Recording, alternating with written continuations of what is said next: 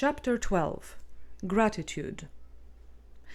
There are so many ways to expand your consciousness, so many ways to become more aware, and so many ways to make your life richer. One of the fastest ways to do all these things, all at the same time, is to learn to be grateful. Your mind wants and wants and wants. Like a kleptomaniac, it compulsively keeps on taking. It is never satisfied. Your mind keeps running the program that says, I need more and still more. As long as you listen to your mind, you will believe that you will never have enough and can never have enough. But if you reverse this trend and begin to be grateful for what you already have, suddenly you will see that you are surrounded by abundance. Whereas before you felt that something was lacking no matter where you were and who was or was not with you, when you are grateful, you find yourself surrounded by all kinds of friends, by leaves, bushes, chairs, towels, running water. You see the presence of all the things that support you and make your life rich, full, and rewarding. Most of us don't notice these things because we take them for granted. We are continually listening to that hollow, empty place inside us that says we need something more, something new, something different, or maybe more of the same. It says that we are not complete right now, but you are complete right now. You already have everything you need. When you shift from feeling that you need something to being aware that your life is already absolutely full and overflowing right now, your life will become much more realistic. If you want to be happy, if you want to be truly contented, learn to be grateful for the rich life that existence has given you. Suppose you stopped wanting more. Desiring, collecting, wanting more and more are feelings that come from the subconscious, motivated by the fear of not surviving. Acquiring is an outgrowth of a baby's suckling. That is a baby's natural energy, and later on this suckling gets translated into grabbing and taking.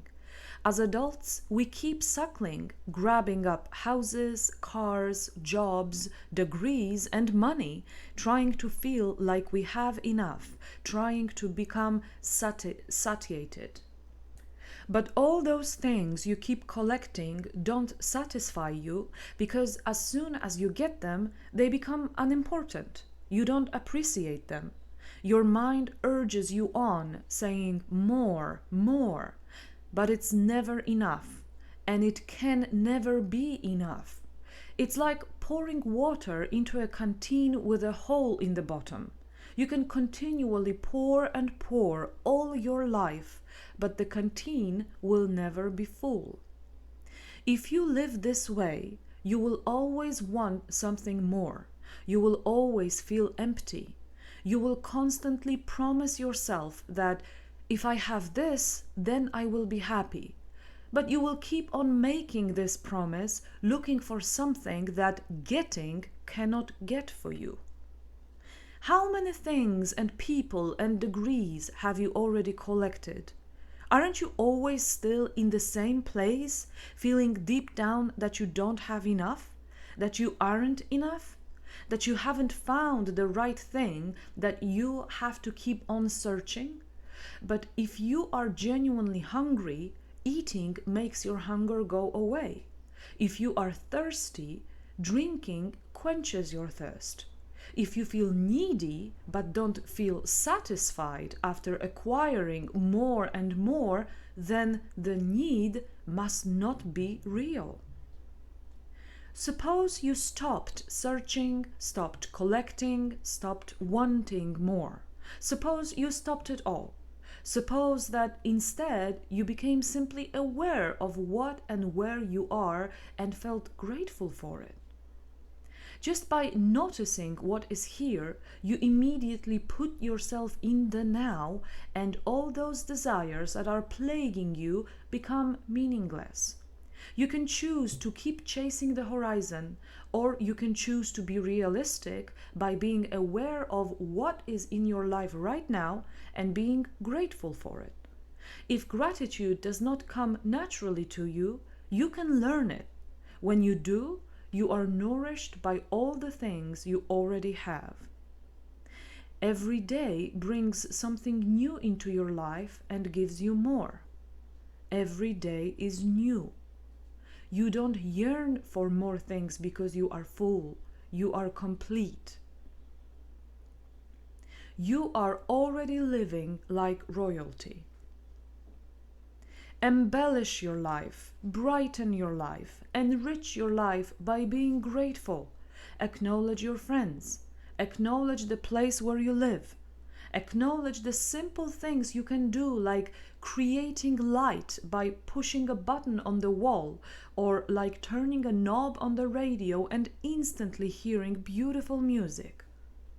When you turn on the stove in the morning to make your coffee, why not be aware of it and say to yourself, "Isn't it wonderful that I can heat water just by turning a knob?"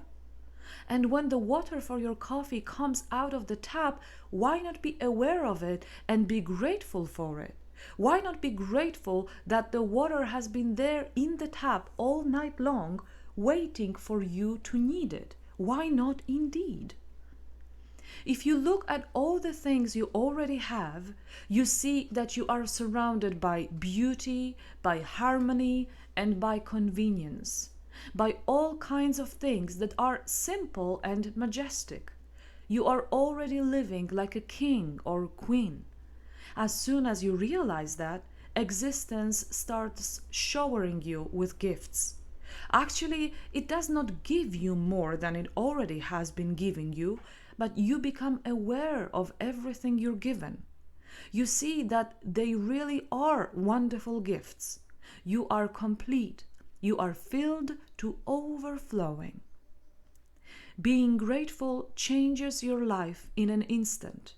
You stop believing at the subconscious level that you are a helpless infant who needs, and needs. You see that you are an adult, that you have manifested the life of abundance, and that you can enjoy your life of abundance. You no longer chase the horizon, so you begin to relax. You start to like yourself more, even to love yourself. If you stay with that, you begin to love yourself so much that your love starts to overflow and you become love. You attract even more to you and your life becomes even richer. Then you live like royalty, all because you're grateful for what you already have. This is what I wish for you. Questions and answers. Question: what if I don't feel like being grateful? Answer: accept the feeling and understand that this feeling is coming from the 4-year-old, not the adult self. As the adult, you can be grateful, while the 4-year-old inside you doesn't have to be grateful at all. Question: how can I implement what you're talking about and bring more gratefulness into my life? Answer: practice is the key. You could do a gratefulness exercise before bedtime. Look at your day and ask yourself, if I had had a moment to stop and think, what would I have felt grateful about today? Accept all the answers that come to you. It's a beautiful way to end the day. Chapter 13. The practices. The following practices apply to many of the issues discussed throughout the book. Find the ones that resonate most with you and try them. You may also wish to read the last section of the introduction for further guidance. One other practice, called the trapdoor practice, is described in chapter 5. Each practice is divided into sections called purpose, potential results, technique, and cautions. Practice 1. The exactly technique. Purpose. To be very exacting and precise about your fears. To work with fears and worries and understand where they are coming from. To bring the subconscious back to reality, to what is happening in the here and now. Potential results. Lessening of the tension that was connected to the fear or worry. More of the adult self becomes present to assess the situation and make conscious decisions. Technique. Get in touch with a worry or a fear and ask yourself, what exactly am I afraid of or worried about? Or what is the worst that can happen? Stay with these questions throughout the exercise. Either one will lead to a deeper fear or worry. Keep asking the same question, uncovering deeper and deeper fears, until the response to the question is, I will die. Then ask, is this happening right now? Meaning, are you dying right now? This is how it might look, starting with a single fear and using the question, what's the worst that could happen? I'm afraid that I won't have enough time to do everything I need to do before I leave tomorrow. Imagine you don't have enough time to get everything done. What's the worst that could happen? I'll forget something important. Imagine you forgot something important. What's the worst that could happen? Others would be disappointed with me. Imagine others are disappointed with you. What's the worst that could happen? They won't like me. Imagine they don't like you. What's the worst that could happen? If they don't like me, they won't want to be my friends anymore.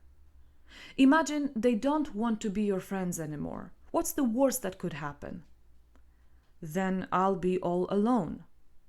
Imagine you are all alone. What's the worst that could happen? I'll feel lost and lonely. Imagine you are feeling lost and lonely. What's the worst that could happen? No one is there to take care of me. Imagine no one is there to take care of you. What's the worst that could happen? I'll die miserably. Is this happening right now? Are you dying right now? No, I'm not dying right now. Cautions. Do not do this exercise simply from the head, because we already know the answer that the head will give. The best approach is just to be with each fear as you go, not knowing what the deeper fear will be. At the end, try not to take the question, "Are you dying right now?" too lightly. Once the question is asked, stop and look around. Instead of giving an immediate answer, use your 5 senses to realize with a deep awareness that you are not dying right now. Practice 2. Transformation technique. Purpose. To transform unpleasant memories or feelings using the body. To shift the feeling tone in the body to something positive so that the subconscious will take it as reality. Not having a sense of time, the subconscious takes as real whatever the body is feeling. Potential results. A sense of lightness, more expansion in the body. A strengthening of the adult self and his or her feeling of being resourceful and capable. A feeling that there is now space for the adult self to occupy more of the body. Technique. Do this exercise while lying down. Relax all parts of the body before beginning.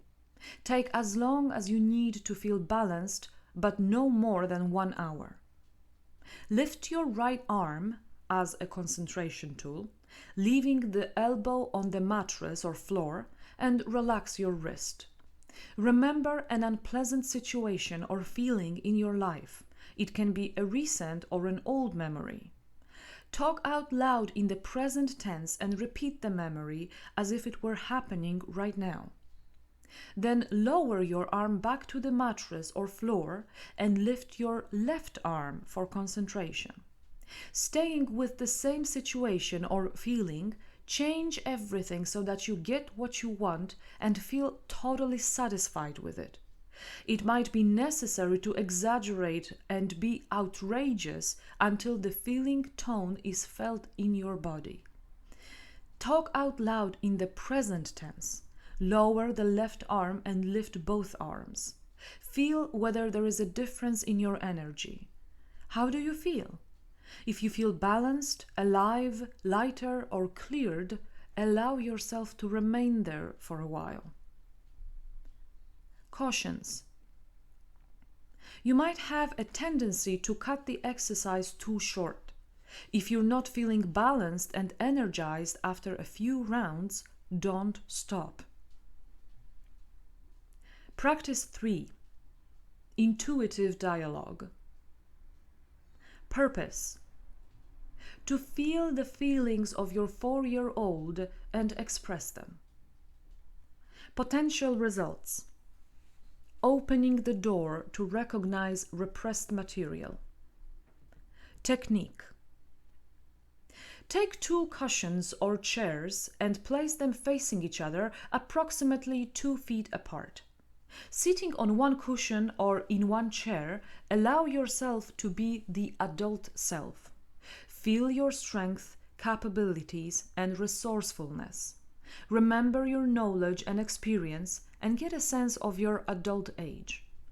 Even if in the beginning you don't feel like an adult, realize that you are one. Now imagine that the other cushion is occupied by your 4-year-old sitting in a typical position, whatever that might be. If it is difficult for you to imagine your 4-year-old, then place a photograph of yourself as a child on the other cushion. Speaking out loud, ask the 4-year-old if there is anything that's bothering her or him, anything that needs to be shared.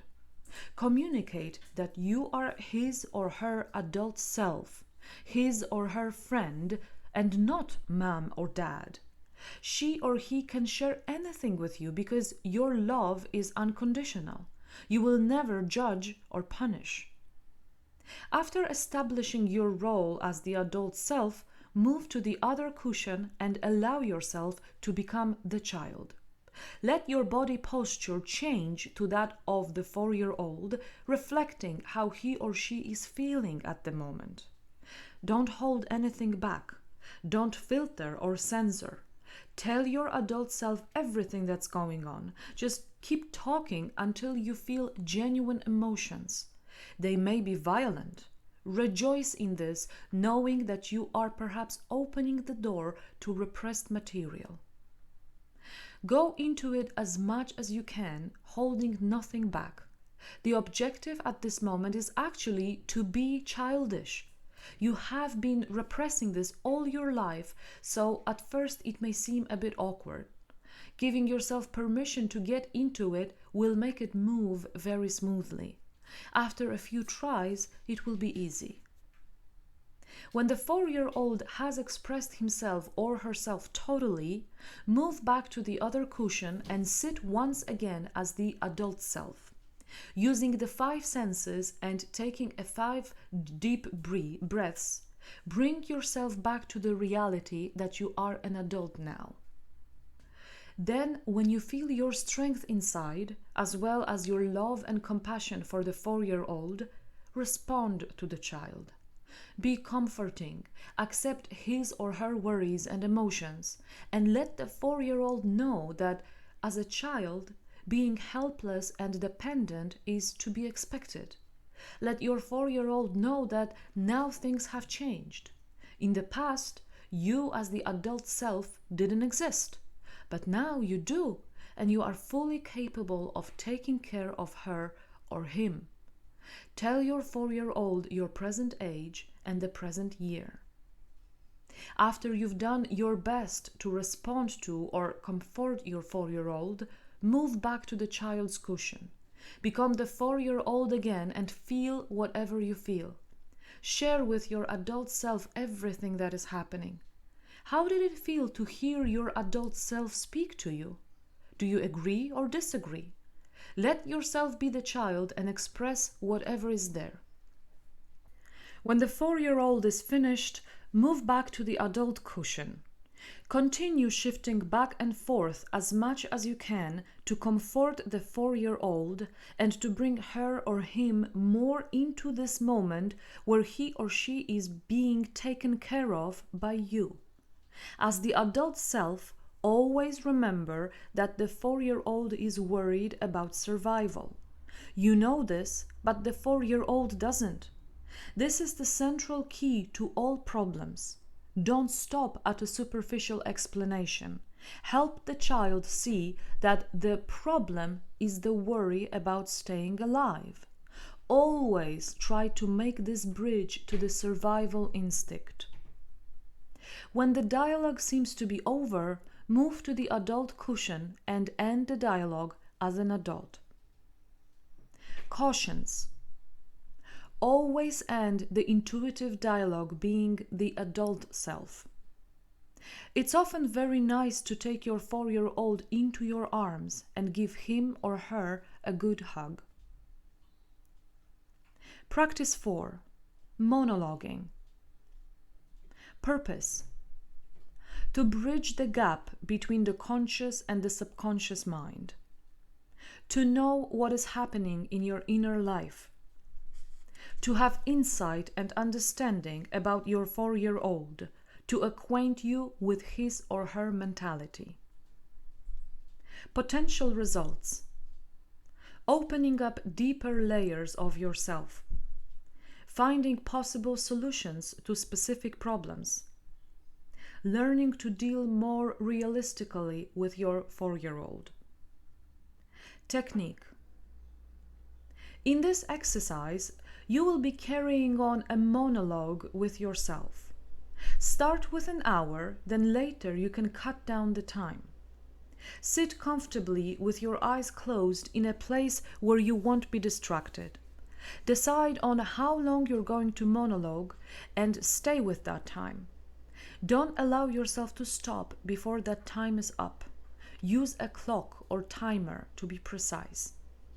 Now begin talking, saying the first thing that pops into your mind. Continue this. Don't filter or censor your thoughts, even though there will be a very strong tendency to do this. Let every thought immediately become a word. Soon the thoughts and the words will be synonymous. You will, in a sense, be thinking out loud. Do not make any judgments about what you're thinking. Do not evaluate or select. And keep talking, never pausing. If you stop, you'll be thinking without expressing those thoughts. Keep talking, even if you find yourself saying seems like nonsense. Don't identify with the words that are coming out of your mouth. Just allow them to come out. The longer you talk, the more you'll open up deeper layers of yourself. Don't try to make any distinction between the 4-year-old and the adult. Whatever happens, let it happen. If you do this for the suggested hour, you'll be surprised and perhaps even shocked at what comes up, noticing how the same subject keeps coming around again and again. You may be surprised at how childish and irrational your words are. You may also find that your words take on a very unreal or dreamlike quality. You may have the feeling that you are actually dreaming. Just continue talking. You may be irritated or amused at what garbage there is in your mind when you allow it to start bubbling up to the surface. Being amused by this is certainly a better attitude to take than being irritated by it.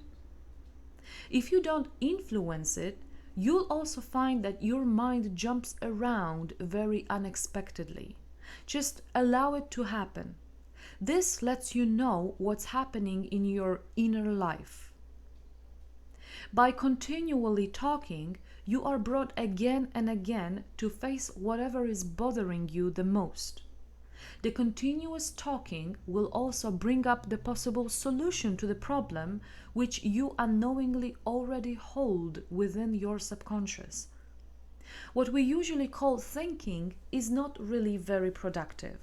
What we usually call thinking consists of half thoughts, fragments, skips, jumps, and interruptions. Very seldom do we actually stay with something long enough to solve it. This means that we carry problems around in our heads not only for days and weeks, but even for months and years. We promise ourselves that we will eventually think it out. In reality, this seldom happens.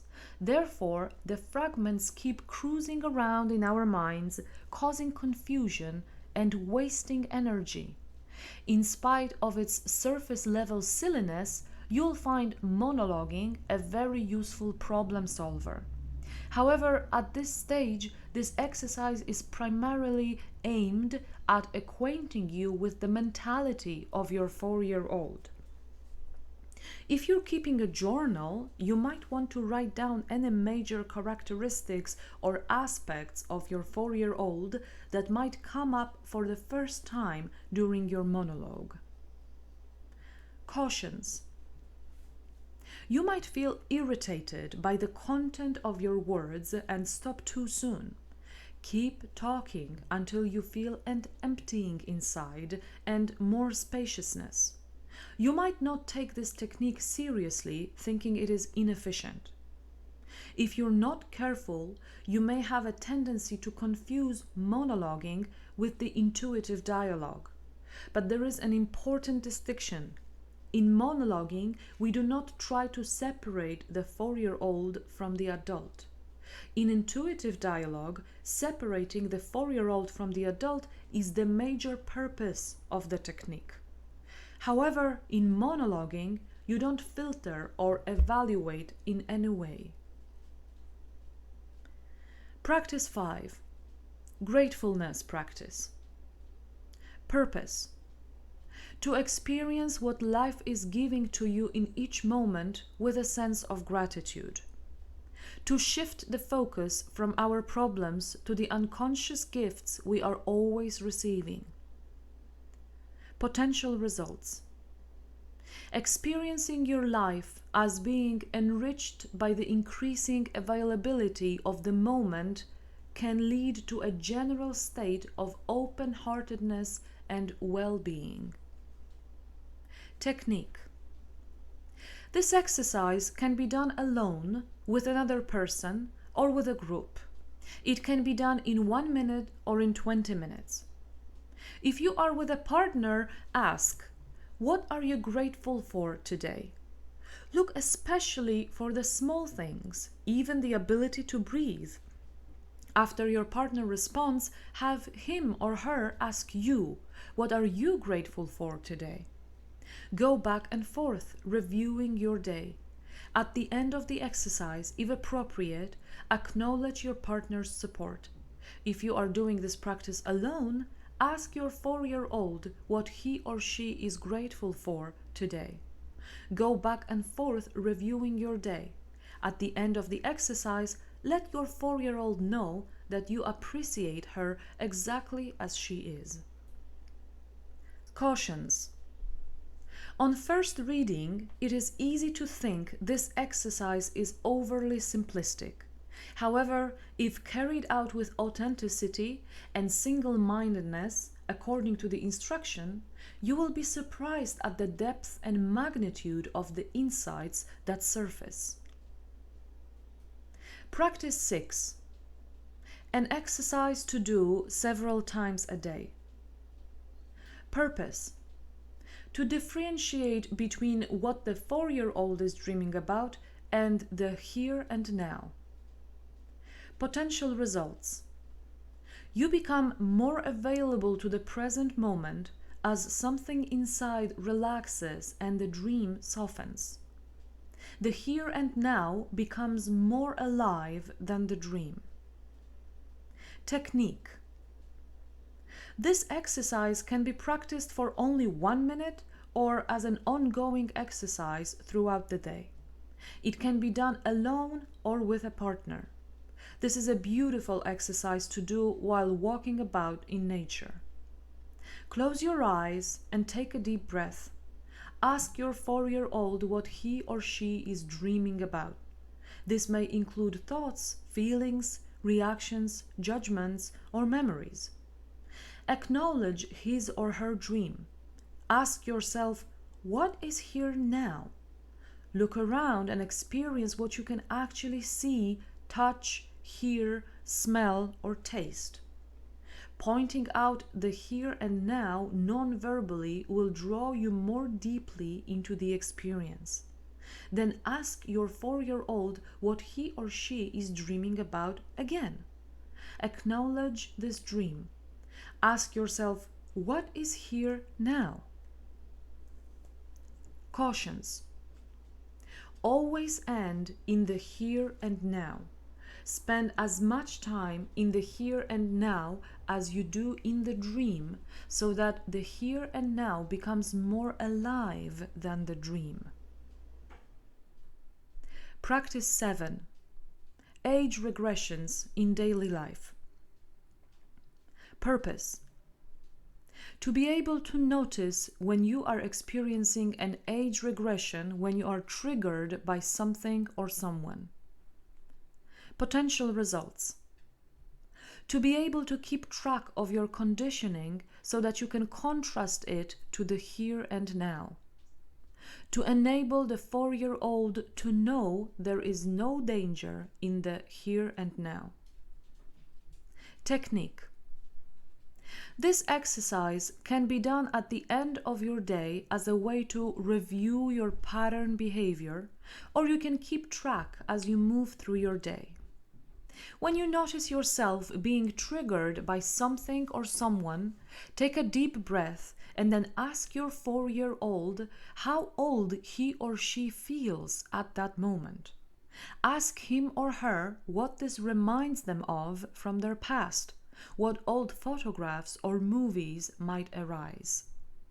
See what you saw then, feel what you felt then, and hear what you heard then. Take your time so that you can experience the original trigger as rooted in your memory. Invite the 4-year-old back to the here and now with you. Show the 4-year-old that his or her survival is not in danger now. As an adult, how could you have responded rather than reacted to the situation in which you were triggered? Write down how you could have handled the situation optimally. Then write down the new attitude that you would like to embrace. Cautions. Only go into the memory more deeply if you have the time and a safe space in which to process. Otherwise, write down the memory and tell your 4-year-old that you will explore it later using the transformation technique, intuitive dialogue, or the process described above. Practice 8. The honesty process. Purpose. To help you get in touch with how you feel and what you want in the moment. Potential results. To experience what happens when you are honest about your feelings and desires. To notice how the veils of separateness lift and you rest more deeply in the present moment when you share your feelings and desires with another. To learn how expressing the story of the past can assist in dissolving the illusions of the present. Technique. The process takes from 3 to 20 minutes. It ends when you and your partner feel complete, when fewer words need to be shared. You move from communication to communion. Ask a valued friend if he or she would like to share a communication process with you. If possible, face one another, making eye contact. Make one statement about how you feel or how your 4-year-old is feeling right now. Your feelings may or may not include how you're feeling in the present moment exchange with your partner. Make another statement about what you or your 4-year-old are wanting right now. If you hear yourself saying, I feel that you are probably not describing your feelings. If you use the word you, say, I am projecting that you instead. Be as honest as you can about how you are really feeling and what you are wanting. Your partner then responds to you with, I feel or I want. Ping pong back and forth, being as honest as possible. Share only one feeling at a time. If you are not moving toward intimacy, close your eyes and ask yourself, what does this remind me of from my past? Be open to memories and to whom you may be projecting onto your partner. Cautions. Use only the 1 or 2 words that best describe how you are feeling or what you are wanting. Do not go into a long explanation about the why of your feelings or desires. It can be helpful to put your hand on your heart to keep you in your feelings and out of your head. If needed, close your eyes to help you get in touch with how you are feeling, not thinking, in the moment. What you say will directly influence what your partner feels and says. Practice 9. Camera. Purpose. To strengthen your awareness of the here and now and to notice how you can experience the moment before the mind comes in to judge or comment. Potential results. To experience pure seeing before the mind affixes labels such as good, bad, weird, or beautiful. Technique. This exercise takes 30 minutes and is to be done in silence with a trusted friend or partner. You will need a watch. This practice is best done outside, although it can also be done inside if there is enough light, good subject matter, and interesting colors. One person will be the camera and the other will be the photographer. As the camera, keep your eyes closed and allow the photographer to position you in any way necessary to take the photograph. As the photographer, when you see something that you want to photograph, move your camera, that is, your partner with eyes closed, position the camera in the right direction, making sure that the eyes, which are the lenses, are pointed exactly at what you want photographed, and then say click. As the camera, when you hear the word click, open your eyes for an instant without refocusing and then close them. You can take short, medium, and long exposures. The process is to be done in silence except for the word click. After 15 minutes, reverse roles in silence. As the photographer, take wide-angle, close-up shots. After the picture is taken, wait for a few moments before moving the camera. Cautions. Be aware that you are dealing with a camera that is not only expensive and valuable, but a human being. Guide your partner around any obstacles in their path. If the lens stays open too long, the mind may jump in with its interruptions and judgments. Practice 10. The 4-year-old. Purpose. To get better acquainted with your 4-year-old. As you pay attention to your 4-year-old's fears and desires, to recognize basic strategies that are attempts to guarantee your survival. Potential results. To begin to notice core attitudes or early childhood decisions and how they color your life today. Technique. This process can be done throughout the day as you do normal things like going to the grocery store, exercising, going to work, and so on, or as a 20-minute intentional 4-year-old walk. Here's how you do an intentional 4-year-old walk. Find something to hold in your hand that will symbolize the hand of your 4-year-old, then hold that hand and take him or her for a walk. Be in touch with the feelings that you experience on this walk. Notice how your 4-year-old reacts to the various things that happen to you along the way. Is he or she interested, afraid, or bored with everything? Does your 4-year-old do adventurous things, or does he or she prefer to be more conservative? If you meet someone along the way whom you do not like, how does your 4-year-old want to react? Of course, you, the adult, may modify the first impulse, the first reaction, but the important thing is for you to register how your 4-year-old would react. Does he or she pretend not to see this person, or want to cross the street to avoid a possible confrontation? Does he or she act polite and appear friendly, or does your 4-year-old openly and boldly ignore this person? Continue your walk in this way, being open to the reactions of your 4-year-old to whatever happens. At the end of your walk, imagine that your 4-year-old can rest safely in your heart. As the adult, reassure him or her that you can and will take good care of them.